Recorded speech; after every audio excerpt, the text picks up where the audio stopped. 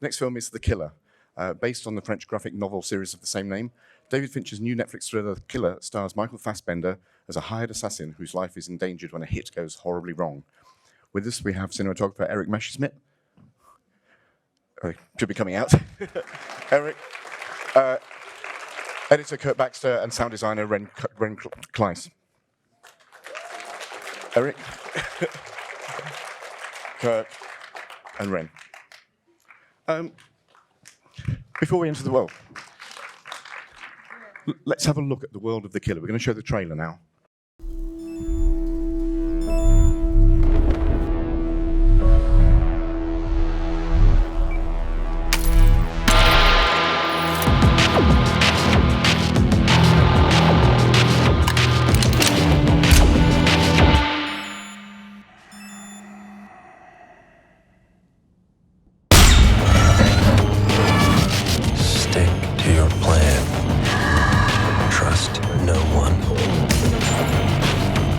Stick to the plan.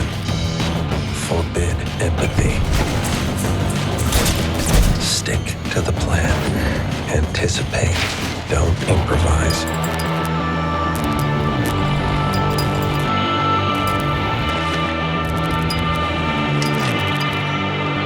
Stick to your plan. Never yield an advantage. Stick to the plan. Fight only the battle you're paid to fight. Ask yourself, what's in it for me? Stick to the plan.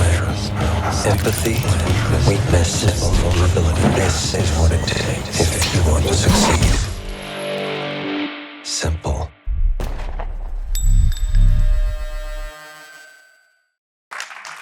I've not seen that trailer. That's fantastic. Well, let's start with you, Eric. Tell me about the look of this film. How did you imagine this story to look? I mean, what conversation did you have with David?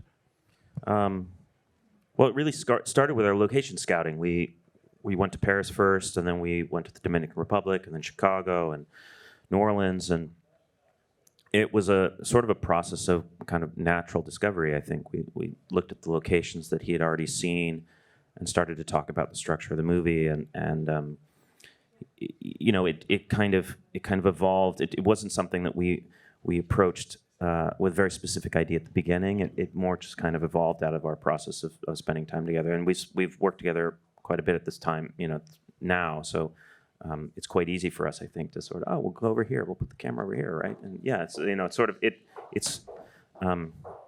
I guess what I'm saying is it wasn't something that we really pre-visualized. It just sort of came out naturally.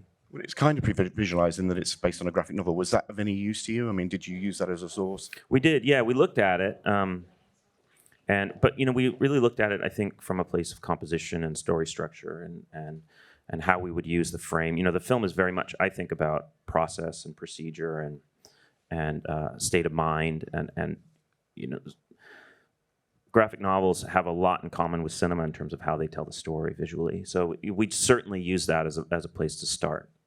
So Kurt, when did you get on board with this? I mean, at what point do you join the process of putting the film together?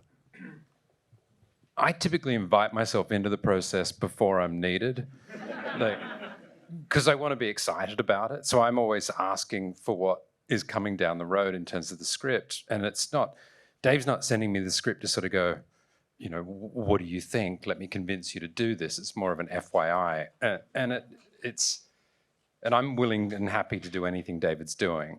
But he sent me this script before we were doing Mank. And he described, I think it was the other way around, actually. He described this movie to me for about 30 minutes. I was crazy excited about it. And then he was like, I'll send you the script. I hopped on a plane to read the script, and he sent Mank. And I was like, what's with all the talking? Because this is about an assassin that barely speaks in the movie, and there's a lot of bloodshed, and I'm speeding my way through Mank going, like, they don't seem like infractions worthy of slitting throats. So I had to start again on Mank, back to the beginning, and read. But in general, I kind of start like the day after David starts filming, and I'm assembling at a pretty fever pace to keep up with camera so that Dave's informed if he needs to pick something up or not. And within a week or two of finishing filming, we've got a solid assembly. So that's the hardest part for me, is whilst he's shooting, and then about the same amount of time comes at the back end that it takes to shoot, around the same amount of time we use again to perfect what we're up to. And I try to stay out of his way. We back and forth text virtually daily while he's shooting. But he's busy, he's got a lot on his plate, and I pride myself in not being a person that's tapping him on the shoulder a lot. I'm reactionary to how he's doing it and what he's doing. But it was a tricky movie to edit because it's a straight line in terms of the story. I think people often talk about editorial when you've got timelines that are going back and forth, or 6 different characters that are weaving in and out, and we're following one person all the way through. And surprisingly to me, it made it actually harder for me because it's sort of a highly polished straight line. And you're working on the idea of a perfectionist, and he needs to be shown with precision, and so it just translates straight back to what all of we do to try to heighten his world and to make things appear simple. And often that's the trickiest stuff, is to make things appear simple. Ren, when does your work start on a Fincher film? Not as early as Kirk. And by the way, just to talk a little bit about Kirk, it's interesting because we have a system where when David's and Eric are filming, the dailies go up on a private secure viewing room called Pix. And so I get to see it, and we all get to watch it. And what's interesting is that you see Eric's work, and you can see all the different takes, and then you can see notes that maybe David puts on there. And then the first day, it's like very few things, you know, and I think of Kirk like, wow, you just have this one shot, you know? And then the next day, there's another shot, and it's like, wow, this seems easy. Like, these pieces come in very slowly, but then all of a sudden, it just becomes this huge list of shots that come in. So I'm always amazed at how both of these guys work, and particularly Kirk, because you know he and I work on the back end of the film, and there's a point where there's so many selections. I always think of Kirk going, how do you not get underwater with all of it, you know? And so. But in terms of when I come on, I start watching, or David will send me little snippets of things that he might need help with after he and Kirk begin. So it's a little bit later. Well, sound is very important to this film, even though it's a very simple story. But how did you approach it in terms of the sounds we hear as the audience and the sounds that are presented on screen? Sure. Has this audience seen the film? Okay, so no spoilers. Okay, got it. Well, the film has chapters. Each chapter is a location. We're in Paris, we're in the Dominican Republic, we're in New Orleans, etc., Chicago. So the diegetic sounds of those locations and collecting those noises and curating the sounds, they're, you know, it's kind of like what Eric does when he's composing a shot, I would imagine. In sound, we're trying to do the same thing. We're trying to define the space. So when we're in the Dominican Republic, what are those sounds? We may not see the Dominican Republic, or we may not see Paris, so we need to help the audience understand where we are sonically, because we may not see it visually right away in the case of Paris. So it's a matter of going out and recording sounds, and oftentimes you don't know what you're collecting. You're just collecting sounds thinking, this might be interesting, that might be interesting. And then you make a library with the intention of where it might go. And also by reading the script, making notes like, well, we're by the ocean. Okay, fine, we need to collect those sounds. We're in a busy city, we need to collect those sounds. What are the defining differences? So it starts with just reading the script and making notes, and then trying to stay ahead of what is coming visually. And then once we receive it visually, now we need these sounds. And then it's a matter of curating the sounds and creating a tapestry of sounds into the track, and blending those with the voiceover and the music. So it's a process of many steps. Something we hear a lot about David Fincher is that he's very exacting. How does that work for you as a cinematographer? I love it. I mean, I think, you know, really the director's job is to make decisions.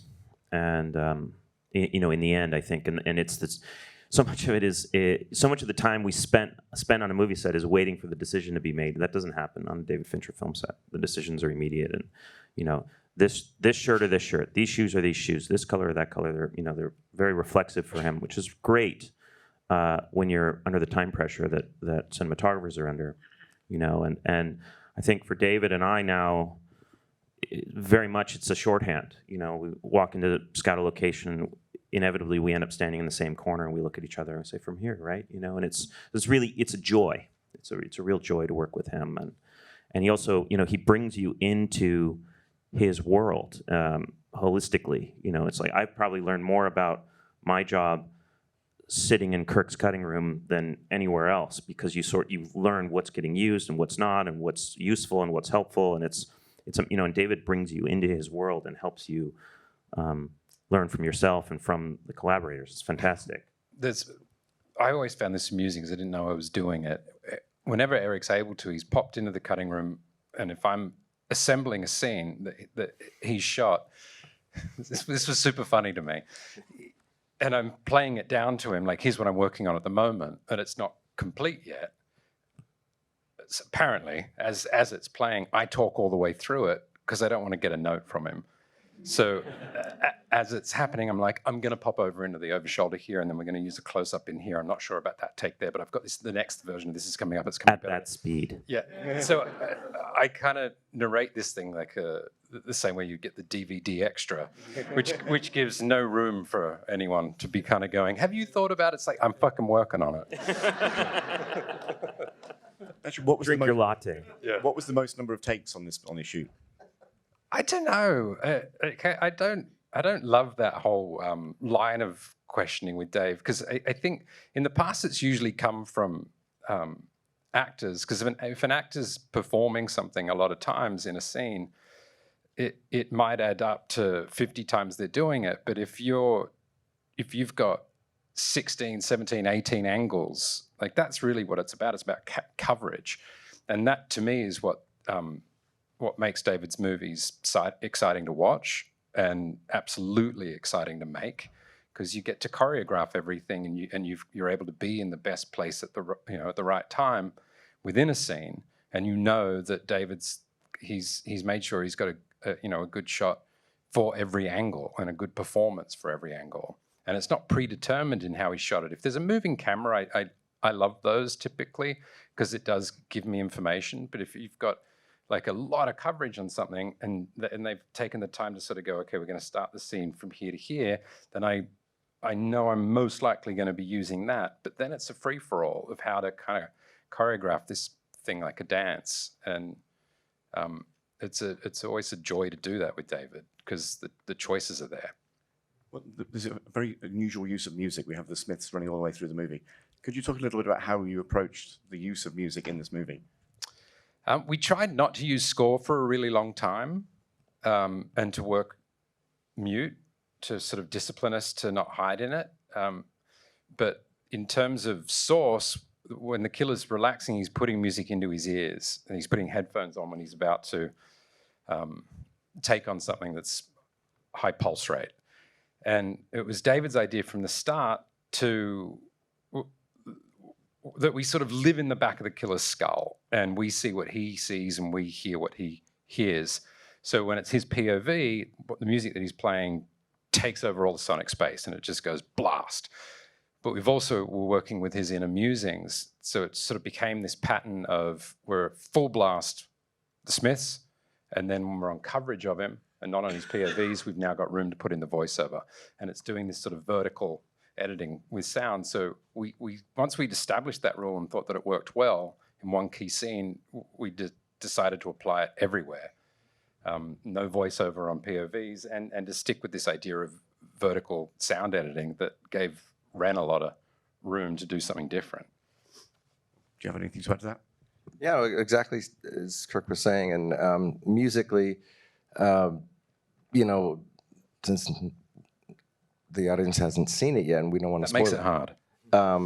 But when you see the film, you will hear this voice of Michael Fassbender, his interior monologue. And in fact, in the film itself, when he's on camera, he barely speaks. He's always speaking in his mind. And so that's a very interesting set of circumstances, because on one level, you get to know him, but on another, you don't really know him, because it might be his thoughts that are to be trusted or not to be trusted. So the sounds and the music, for example, when you watch the film, as Kirk was saying, he'll put his earbud in, and when you are looking at him, it's very tinny and quiet, but when you're looking through his eyes, through the sniper lens, it's very noisy and very loud. And David made some fun decisions, like there's some moments where he has the earbud only in one ear, and when I was mixing, I put the music left and right on the screen, and David's like, oh, but he only has it in one ear. And I said, sure, but the audience is watching it through his eyes. And he goes, yeah, but it shouldn't only be coming out of one speaker. And so we played with ideas like that to push the. We're running out of time. Just one last question. I did hear a rumor or a story that Michael Fassbender does not blink in the entirety of this movie. Is that a Once. It happens once, right? I think once, yeah. There is, I mean, I've always been opposed to that idea of somebody sort of delivering a key moment in a scene, especially if it comes with dialogue and it's like, this is the reason I did it. And if you want them to have gravitas and it's up close and it's closing a scene, if that same line is blinking all the way through that delivery, it has been diluted of any power. So I have heard many times in the dailies have gone, hearing David's voice, that's terrific. Let's see that once again without the fucking blinking.